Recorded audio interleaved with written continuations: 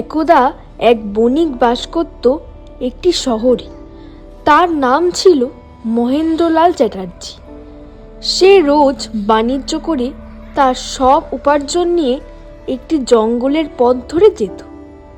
সে সেই সময়টা খুব ভয় আর আতঙ্কে থাকত, কারণ তার মনে হতো তার এই সমস্ত উপার্জন যেন কোনো মতেই চুরি না হয়ে যায়। একদিন সে সেই জঙ্গলের পথ ধরে এক বস্তা সোনা নিয়ে যাচ্ছিল। সেই দিন সে খুব খুশি ছিল। হঠাৎ সে দেখে আকাশ খুব মেঘলা, আকাশে বৃষ্টি নামবো নামবো ভাব। ভগবান, তোমার কি আমাকেই বিপদে ফেলতে হয়? এখন এই এক বস্তা ভর্তি সোনা নিয়ে বৃষ্টির মধ্যে কি করে যাব? এই বলতে না বলতেই ঝুমঝুম করে বৃষ্টি নামল। সওদাগর পুরো বৃষ্টিতে ভিজে গেল, তার সাথে তার সেই বস্তা ভর্তি সোনাও ভিজে গেল। সওদাগর ভীষণ চিন্তায় পড়ে গেল আর বলল, হায় হায় ভগবান, হায়, বৃষ্টির কথা বলতে না বলতেই বৃষ্টি নামিয়ে দিলে। এবার কি করে বাড়ি যাব?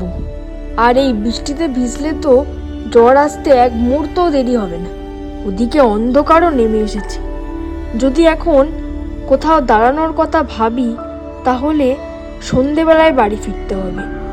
আর যদি এই সোনা চুরি হয়ে যায়, তখন আমি কি করব? এ কোন বিপদে ফেললে আমাকে? এই বলে সে খুব চিন্তায় পড়ে গেল। হঠাৎ সে শুনতে পেল ঘোড়ার ডাকের আওয়াজ। সে পিছনে ফিরে দেখল একদল ডাকাত ওর মুখোমুখি দাঁড়িয়ে রয়েছে। বণিক ভারী আতঙ্কে পড়ে গেল। কি রে, হা হা হা হা, হাতের ওই বস্তাটায় কি আছে? দেখে তো সোনা মনে হচ্ছে, তা চটপট দিয়ে দে দেখি।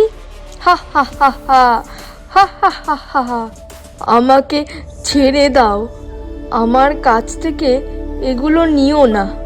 আমি খুব কষ্ট করে উপার্জন করেছি। ছেড়ে দাও, আমাকে ছেড়ে দাও। আমি কোনো মতে এগুলো দিতে পারবো না। দিবি না? তাহলে সোজা কথায় ঘি না উঠলে আঙুলটা তো বেঁকাতেই হবে।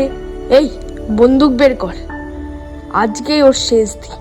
এই বলে ডাকাত দল বন্দুক তাক করলো সেই বণিকের মাথার সামনে। 1 2 3।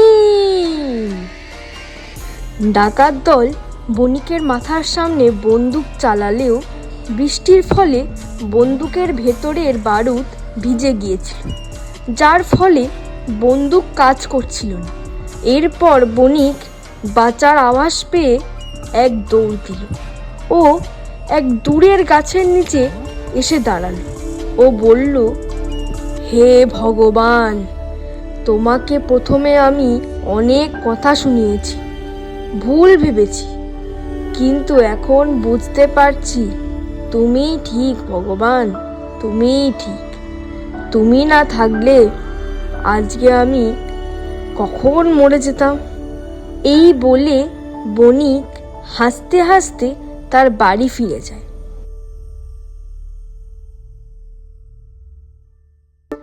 এই গল্প থেকে আমরা এই বুঝলাম যে ভগবান যা করেন মঙ্গলের জন্যই করেন।